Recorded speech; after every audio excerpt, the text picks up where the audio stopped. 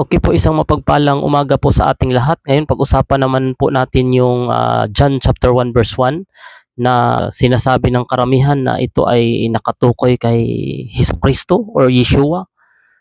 Napaka maling-mali po tayo. Hindi po ito nakatukoy kay Hesukristo sapagkat ito po ay patungkol sa Diyos na pasimula. Tungkol po ito sa isang Diyos na siyang pasimula. Siya yung una, the Alpha and the Omega.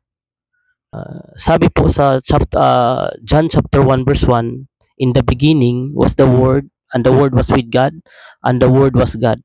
In Hebrew translation, John chapter 1, Bereshit haya hadabar, Bihadabar, Haba, Haya, It, Ha Elohim, Bi Elohim, Haya Hadabar. Okay po. Why is the Hebrew translation are relevant to this issue? Remember po na si John ay ang pangalan na John ay is from the Hebrew word Yukahan, meaning Yahweh gracious. Okay po, so ang Bereshit po dito na sinasabi ay in the beginning. Okay po, Bereshit is the root word Reshit is Rosh, meaning po head, pasimula. So ito po ay nakatukoy sa isang Diyos na pasimula, na siya ang pasimula. Okay po, siya ang ulo ng lahat, siya ang ulo. Dahil ang Rosh po ay head or first. Okay po, so Haya was, Haya in Hebrew is past tense. Okay po. So ang ginamit dito na Bi Elohim Haya Dabar, meaning the God was the word, is, remember po na ang ginamit dito ay was is past tense, meaning po kasama niya na. Ibig sabihin po nito ay kasama niya na ang salita, built-in na po yung salita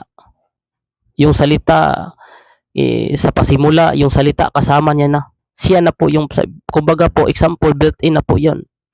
Example po, para maintindihan po natin, yung tao ay nature na niya yun. Kumbaga, nature na ng tao na magsalita talaga. So, kumbaga po, kung ikaw ay tao, ay kasama na yung pagpananalita natin.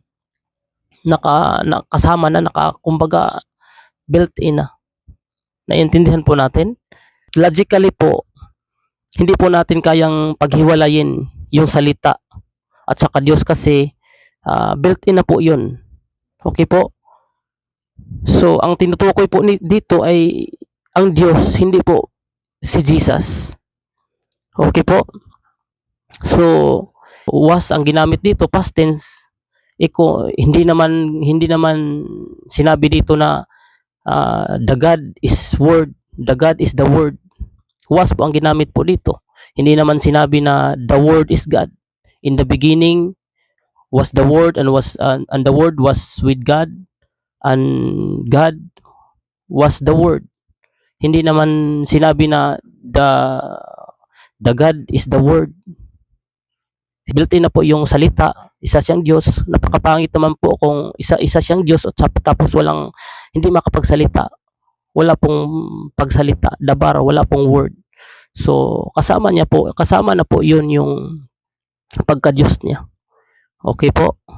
In conceptual connection in Jewish thought, God, Elohim, and His word, Hadabar, are not two distinct things that need to be merged. Hindi pwedeng paghiwalayin po kasi built-in na nga po yun eh. Kasama na nga po yun.